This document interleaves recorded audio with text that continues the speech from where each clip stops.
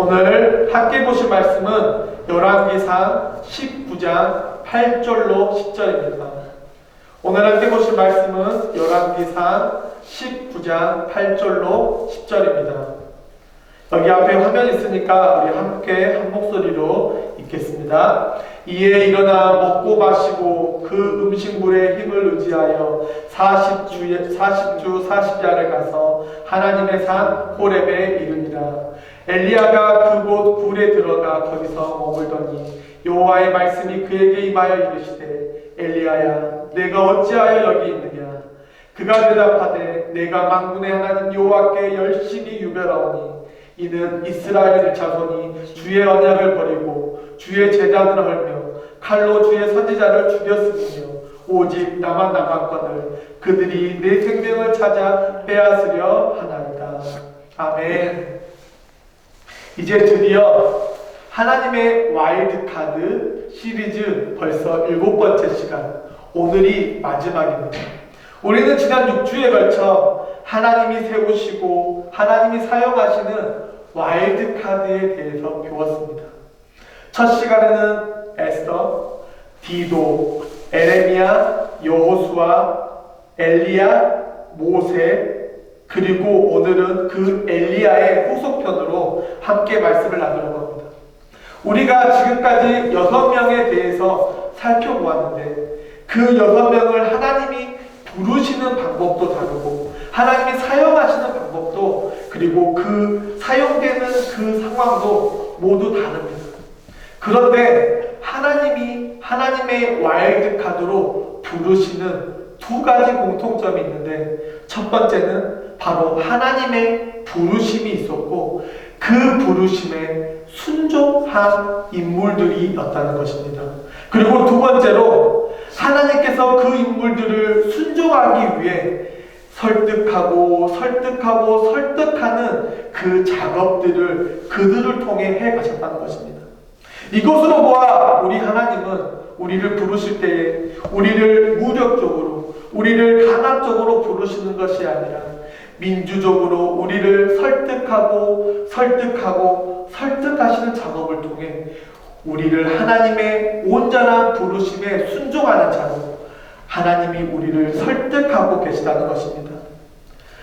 하나님은 우리를 부르실 때에 우리를 설득하는 것, 이것이 하나님의 방법이고 이것이 하나님의 뜻이며 하나님이 우리에게 주신 그 십자가를 지고 예수님을 따라가는 제자의 삶이라는 것입니다.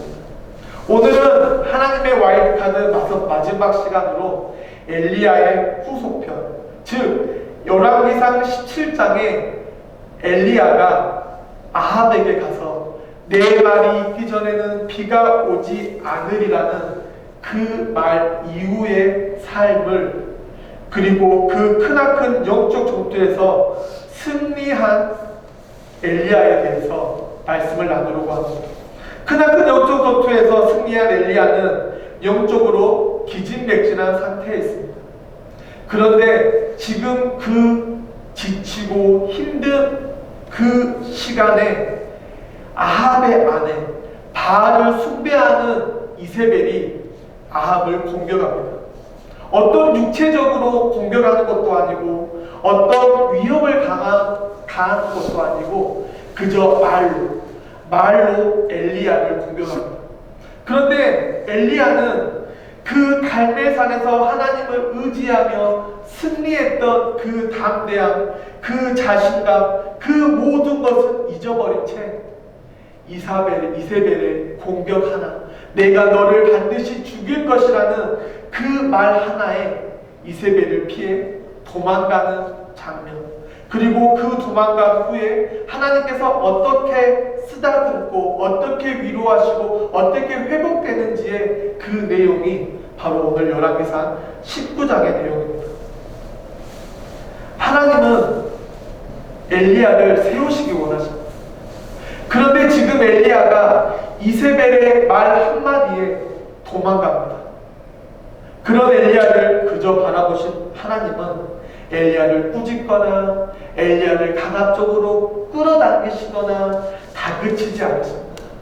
도리어 열왕기상 19장을 보면 그를 위로하시고 그를 격려하시고 그를 쓰담 등을 또닥여 주시면서 그를 이끌어 가십니다. 왜 그러셨을까요? 지치고 패배의식이 가득한 엘리야를 팽개칠 수도 있고 그를 버릴 수도 있는데 왜 하나님은 그를 위로하시고 그를 격려하시고 쓰담쓰담 하셔서 왜 다시 세우시기 원하실까요? 바로 엘리야를 이스라엘의 리더로, 더 나아가 엘리야 다음의 리더를 세우는 도구로 하나님께서 사용하시기 위해 엘리야를 지금 회복시키고 계시다는 것입니다. 그럼 도대체 하나님이 어떤 방법으로 무너진 엘리야를 다시 세우고 엘리야의 리더십을 회복시키시고 어떻게 다시 하나님의 사명을 감당하도록 만드셨을까요? 이 시간 성경을 통해 그 방법을 살펴보고 우리 안에도 엘리야와 같은 패배의식, 열등감, 아픔, 상처를 하나님의 능력으로, 하나님의 말씀으로, 하나님의 손길로 회복하고 다시 한번 영적으로 부흥을 경험하며 하나님 나라를 위해 평생 쓰임받는 우리 모두가 되기를 간절히 축원합니다. 오늘의 주인공 엘리야는 성경에 수많은 기록들이 발견합니다. 하나님의 말씀에 순종함으로 승리한 사건, 하나님의 인도하심으로 가득했던 기적들, 그리고 하나님과 동행하며 소통했던 그런 기록들이 성경에 수없이 기록됩니다. 그런데 엘리야 하면 가장 우리가 중요하고 임팩트 있게 기억하는 사건이 바로 열왕기상 17장의 말씀입니다. 내가 다시 입을 여기까지 앞으로 몇 해 동안은 비는커녕 이슬 한 방울도 내리지 않을 것이다. 이 선포를 한 후에 엘리야는 하나님의 숨기심을 따라 그리시네가와 시돈으로 피해 다니다가 하나님이 드디어 명령합니다. 3년 6개월이 지난 후에 하나님의 명령을 따라 이스라엘 앞에 엘리야가 섭니다. 그리고 아합과 이세벨에게 제안합니다. 야 이세벨 너 나와봐. 우리 여기 갈멜산에 나무단을 쌓고 송아지에 각을 두고 물을 뿌린 후에 기도하자. 각자의 신에게 기도한 후에 누가 불을 내려 이 모든 것을 타게 하는지 겨루어 보자는 것입니다. 먼저 바알과 아세라를 섬기는 선지자 850명이 나옵니다. 오전 내내 바알을 경배하고 아세라를 경배합니다. 그런데 아무런 반응이 없습니다. 그러자 850명의 바알과 아세라 선지자는 더욱더 큰 목소리로 자신을 가해하며 큰 목소리로 간절한 마음으로 바알을 부르짖습니다. 그렇게 저녁이 되었습니다. 더 이상 소리칠 것도 자해할 것도 없는 바알과 아세라 선지자는 포기합니다. 그 순간 엘리야가 이스라엘 백성들 앞에 섭니다. 그리고 바알과 아세라 선지자들이 무너뜨린 제단을 다시 쌓습니다. 그리고 다시 쌓는 것도 모자라 그곳에 큰 항아리 4통의 물을 갖다 붓습니다. 그리고 하나님께 기도합니다. 무엇을 기도합니까? 열왕기상 18장 36절로 37절에 아브람과 이삭과 이스라엘을 돌보아 주신 하나님, 주님께서 이스라엘의 하나님이고 나는 주님의 종이며 내가 오직 주님의 말씀대로만 이 모든 일을 하고 있는 것을 오늘 저들이 알게 하여 주십시오. 주님 응답하여 주십시오. 응답하여 주십시오. 이 백성으로 하여금 주님이 주 하나님이시며 그들의 마음을 돌이키게 하시는 주님이심을 알게 하여 주시옵소서. 무엇을 고백합니까? 엘리야가 아브라함의 하나님, 이삭의 하나님, 야곱의 하나님, 모세의 하나님, 요수아의 하나님과 함께했던 그 약속을 지금 이스라엘 백성들에게 보여달라고 간절히 기도합니다. 그러자 어떻게 되었죠? 불이 하늘에서 내려와 각든 소와 제단의 나무와 주변의 물까지 모두 태워버립니다. 그 광경을 본 이스라엘 백성들은 이렇게 고백합니다. 그가 주 하나님이시다. 그가 주 하나님이시다. 그 광경을 본 이스라엘 백성들이 주님은 나의 하나님이시다라고, 주님은 나의 하나님이라고 고백하며 외칩니다. 그러자 엘리야가 외칩니다. 바알과 아세라 선지자들을 잡아 모두 죽여라. 이스라엘 백성들이 바알과 아세라를 섬기는 선지자들을 한 명도 빠짐없이 모두 죽입니다. 그리고 아합에게 말합니다. 이제 비가 내리고 3년 6개월간 있었던 가뭄이 해소될 것이다. 그리고 얼마 지나지 않아 이스라엘 땅에 비가 내립니다. 하나님의 완벽한 승리이고 하나님의 완벽한 승리의 공식이며 하나님이 영광 받으시는 방법입니다. 하나님은 하나님을 높이는 자, 하나님을 찾는 자, 하나님을 부르는 자를 사용하기 원하십니다. 그런데 19장에 넘어와 변수가 생깁니다. 바알을 섬기는 시돈의 딸 이세벨이 그 패배를 듣고 주례가 칠 줄 알았더니 도리어 850명의 선지자를 죽였다고 분노하기 시작합니다. 자신의 신이 패했다는 그 사실을 받아들이지 못하고 도리어 19장 1절에 이렇게 기록합니다. 아합이 자기 아내 이세벨에게 엘리야가 행한 모든 일과 그가 바알의 애언자들을 죽인 사실을 말하자 내일 이맘때에 내가 바알의 애언자들을 죽인 것 같이 내가 너를 죽일 것이다. 만약 그렇게 하지 않으면 내가 신들에게 어떤 심한 벌을 받아도 좋다.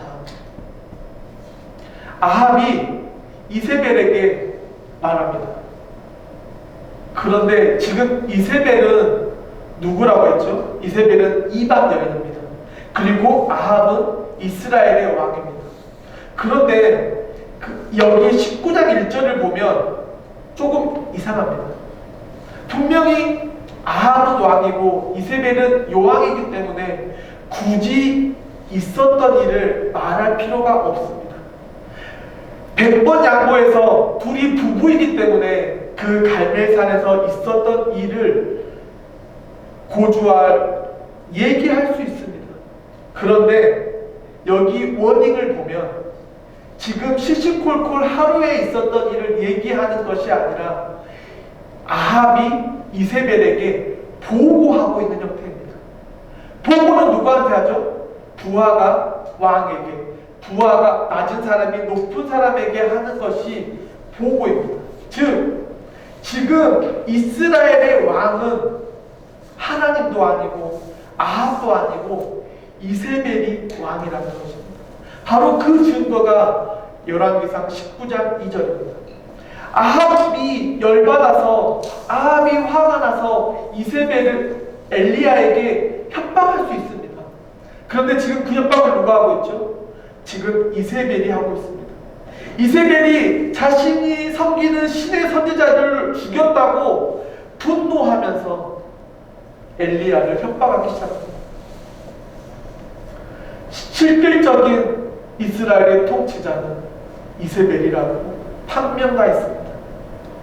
겉으로는 정치적으로 권력적으로 결혼한 사이인데 결과적으로 보았을 때 하나님을 섬기는 나라에서 바알을 섬기는 나라로, 하나님이 다스리는 권세를 가지고 다스리는 나라에서 이방 여인이 다스리는 나라가 되었다는 것입니다. 그리고 바알과 아세라 선지자들이 영적 전투에서 패배한 것에 대해서 두려워하거나 겁을 내는 것이 아닌 도리어 사신을 보내서 엘리야를 협박하는 그 지경까지 이른 그 모습이 지금 이스라엘의 모습이라는 것입니다. 참 아이러니한 것은 이렇게 협박한 이세벨이 내용에 뒤를 보면 어떤 내용도 없습니다. 이세벨이 엘리야를 어떻게 협박하고 어떻게 했는지, 보복했는지 아무런 결과물이 없는 소위 공갈 협박을 했는데, 그 공갈 협박에 엘리야는 19장 3절 4절에 도망갑니다. 그래서 엘리야가 두려워서 자기 사환을 데리고 유다의 브엘세바로 도망하였다. 그는 사환을 그곳에 머물러 있게 하고 하루 종일 혼자 광야로 들어가 쌀이나무 아래 앉아 죽기를 바라며 이제 더 바랄 것이 없습니다. 내 생명을 걷어 가소서. 내가 내 조상들보다 더 나은 것이 아무것도 없습니다. 바알과 아세라 선지자 850명과 싸우며 그 담대했던 엘리야의 모습은 사라지고 이사벨이 나 너 죽일 거야, 그 협박 한마디에 두려워하고 생명의 위협을 느끼며 도망갑니다. 어디로 도망가죠? 바로 유다의 브엘세바로 도망갑니다. 그리고 그곳에서 자기의 사환을 머물게 하고 엘리야는 더 깊은 광야로 들어갑니다. 그리고 광야 안에서 하나님께 뭐라고 말하고 있습니까? 하나님, 내 생명을 걷어가소서. 내 생명을 걷어달라고 말합니다. 그런데 지금 엘리야는 도망가 있는 상태입니다. 그런데 하나님한테 하나님, 나 죽여주세요. 말이 됩니까? 내 입술의 고백은 죽여달라는 건데 나의 행동은 도망가 있습니다. 그러면 지금 엘리야가 하나님한테 하나님 내 생명을 걷어가 주세요라는 말은 하나님 나를 죽여달라는 말이니까, 나를 살려달라는 말이니까, 하나님 나를 살려달라는 말입니다. 하나님 나는 살고 싶습니다라는 말입니다. 그러니 나를 지켜주고 나를 보호해달라는 지금 엘리야의 항변입니다. 하나님께 어린아이처럼 자신의 상황과 처지를 봐달라고 고집 부리는 것입니다. 혹시 여러분의 모습이 그런 모습이 아닙니까? 엘리야처럼 지금 하나님이 다 주셨고 다 채워주셨고 매일매일 은혜를 주시는데 그것에 만족하지 못하고 세상 여기저기 기웃거리며 누가 나를 바라보지 않나, 누가 나를 높여주지 않나, 누가 나에게 무언가를 섬겨주지 않나, 나에게 내가 큰 돈을 벌 수 있는 길이 있지 않나 라면서 혹시 세상을 기웃거리고 있지 않습니까? 그러면서 하나님께는 하나님 왜 나 도와주지 않으세요? 하나님 왜 나에게 은혜 주지 않으세요? 왜 하나님 나에게 회복을 왜 주지 않으세요? 앙탈 부리는 어린아이 같은 우리의 모습이지 않습니까? 지금 엘리야는 죽고 싶은 것이 아니라 원망의 대상이 필요했던 것입니다. 하나님 조금만 더 나를 도와주고 나에게 조금만 더 시간이 있었다면 이스라엘 왕조가 바뀌고 우상을 숭배하는 모든 자들이 도망갔을 건데 왜 나를 이곳으로 도망가게 하였냐고 하나님을 원망하는 것입니다. 그런데 잘 생각해보면 지금 엘리야가 도망온 것이 하나님께 물어보고 왔습니까? 아닙니다. 자기 스스로 도망갔습니다. 그러면서 하나님 탓을 하고 있습니다. 꼭 우리의 모습, 저의 모습을 보는 것 같습니다. 잘 되면 누구 탓? 잘 되면 내 탓. 못 되면 누구 탓? 못 되면 남 탓. 우리 인간은 똑같습니다. 우리는 남의 탓을 좋아합니다. 가장 많이 하는 말 있죠? 부모 탓, 아내 탓, 남편 탓, 친구 탓, 회사 탓, 그리고 하나님 탓. 이것이 우리이고 지금 열왕기상 19장에서 엘리야가 보여주는 행동입니다. 엘리야는 지금 하나님을 원망합니다. 하나님 때문에 머나먼 브엘세바까지 도망갔다고 원망하고 있는 것입니다. 그리고 원망하다 잠이 듭니다. 그렇게 잠든 엘리야를 향한 우리 하나님의 보살핌입니다. 요람기상 19장 5절부터 7절에 그러고는 그는 그 나무 아래에 누워 잠이 들었다. 갑자기 한 천사가 그를 어루만지며 일어나 먹으라고 하였다. 그래서 일어나 보니 이제 막 불에 구운 빵 하나와 물 한 병이 머리맡에 있었다. 그는 그것을 먹고 마신 다음 다시 누웠는데 여호와의 천사가 또 와서 그를 어루만지며 말하였다. 일어나 좀 더 먹으라. 내 갈 길이 너무 멀다. 아멘. 이런 분이 우리 하나님입니다. 하나님은 지금 엘리야를 회복시키고 어루만지는 것을 넘어 다시 엘리야에게 사명을 던지고 계십니다. 뭐라고요? 내가 갈 길이 너무 멀다. 하나님은 지금 엘리야를 회복시키시는데, 엘리야를 먹이시는데 이미 보낼 곳을 미리 정하시고 엘리야를 회복시키시는 것입니다. 이렇게 깊고 넓고 높으신 분이 우리 하나님입니다. 하나님은 그렇습니다. 우리의 모든 것을 아십니다. 우리의 고통, 우리의 아픔, 우리의 치부, 우리의 잘남, 우리의 자랑하고 싶은 마음, 우리의 기대. 그런데 우리 하나님은 내가 생각하는 것보다 더 높고, 내가 생각하는 것보다 더 깊고, 내가 생각하는 것보다 더 넓으신 분이 우리 하나님입니다. 우리가 믿는 하나님, 우리 믿는 하나님이 그런 하나님입니다. 하나님이 엘리야를 보냈습니다. 아직 엘리야가 갈 곳이 있다는 것입니다. 그곳이 어디입니까? 바로 하나님의 산, 신의 산으로 이끌고 가십니다. 그런데 하나님의 신의 산,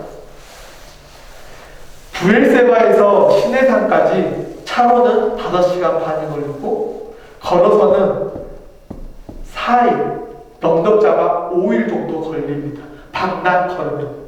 그런데 여기 보면 며칠 걸렸다고 되어 있죠?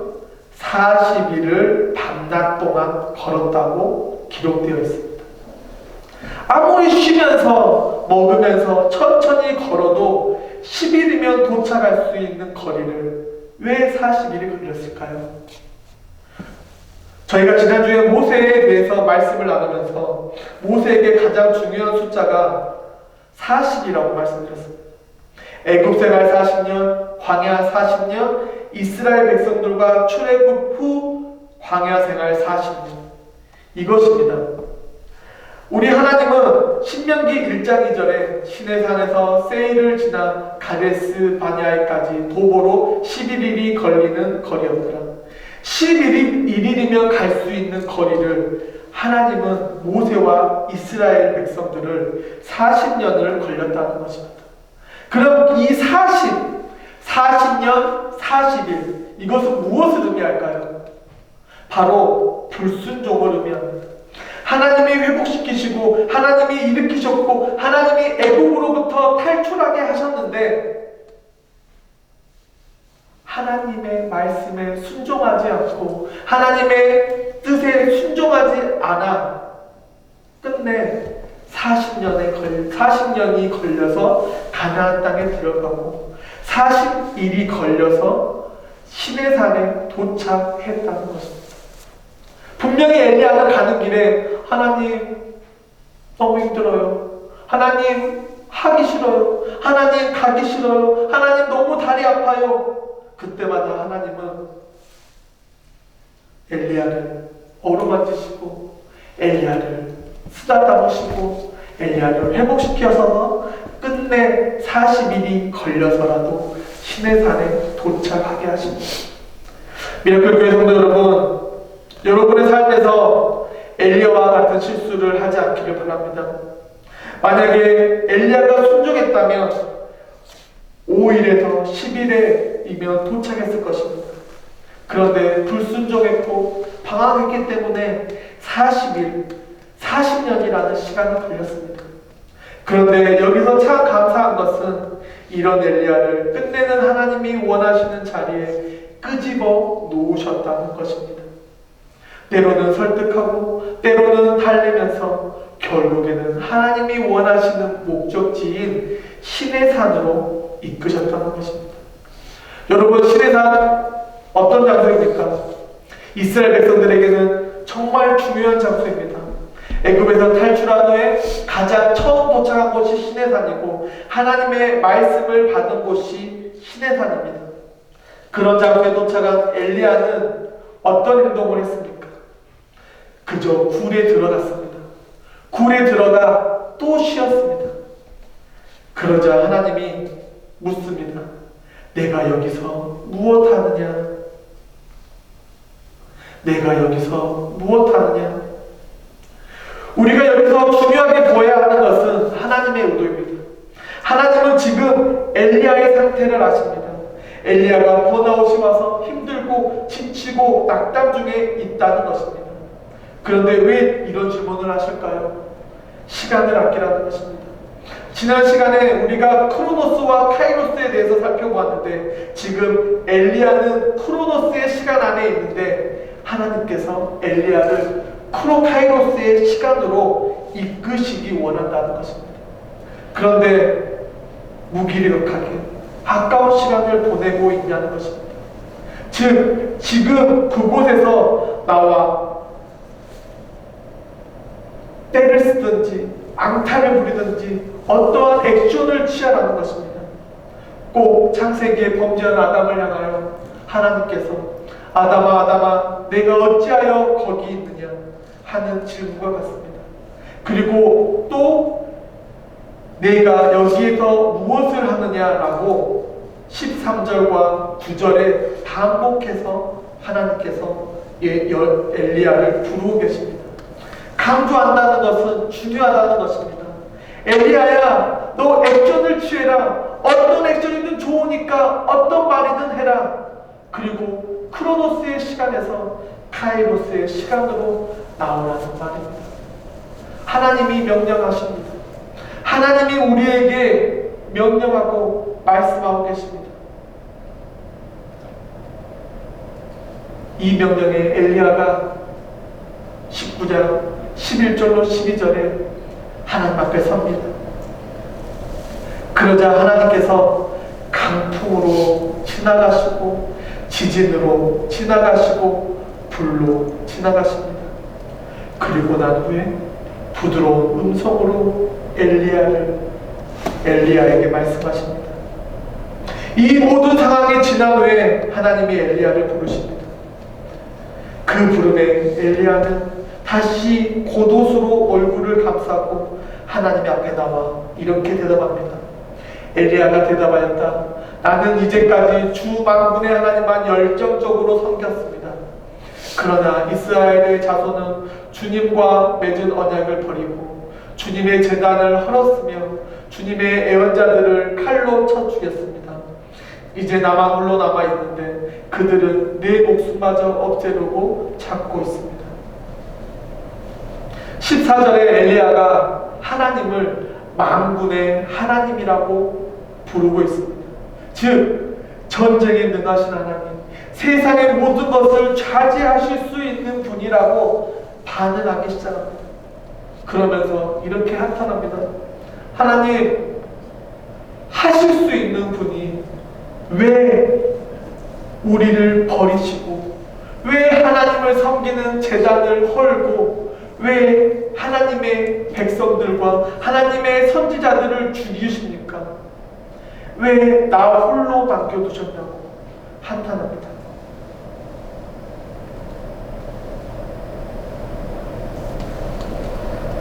그런데 참 안타까운 것은 엘리야는 그 하나님의 의도를 알지 못합니다. 강풍, 지진, 불, 무엇을 의미합니까? 하나님께서는 그 불과 강풍과 지진 안에서도 하나님께서 이스라엘 백성들에게 이미 보여주셨고 이미 기적을 이루셨고 이미 이적을 이루셨는데 다 소용이 없다는 것입니다. 그래서 이제는 말씀으로 너희에게 보여주겠다는 것입니다. 그래서 엘리야를 시내산으로 인도하신 것입니다. 여기서 하나님이 의도는 명확합니다. 시내산, 그리고 하나님의 말씀, 즉 하나님의 말씀으로 돌아가라는 것입니다. 지금 이스라엘을 변화시키고 영향력을 줄 수 있는 것은 강풍 같은 기적, 지진 같은 기적, 화끈한 불 같은 기적이 아닌 하나님의 말씀이라는 것입니다. 그래서 엘리야를 40주야로 걸어 끝내는 신의 산으로 인도하시는 것입니다. 사랑하는 미라클 성도 여러분, 돈 좋아하십니까?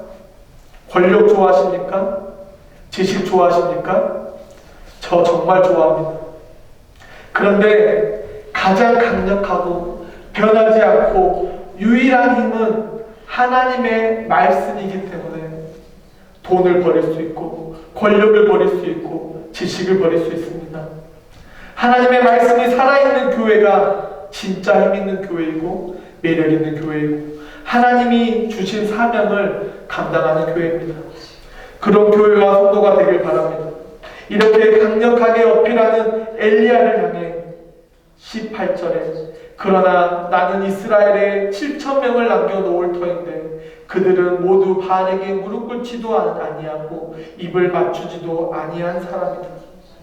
하나님께서 이스라엘 엘리야에게 흔들리며 아파하는 엘리야에게 야 7,000명 이스라엘에 있어. 그것도 바알에게 무릎 꿇지도 않고 바알을 섬기지도 않은 7,000명이 있다고 말씀하십니다. 그러면서 바울은 로마서 11장 5절에 이와 같이 지금 이 시기에도 은혜로 택하심을 입은 사람들이 남아 있습니다.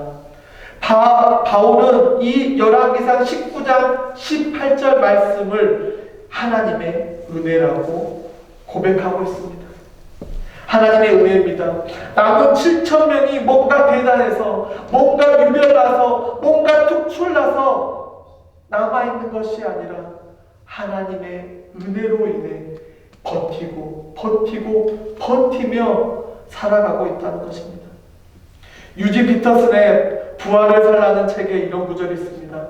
성숙이 일어나는 환경이란 조용하고 명확하지 않고 인내해야 하고 인간의 통제와 관리에 종속되지 않는 환경이다.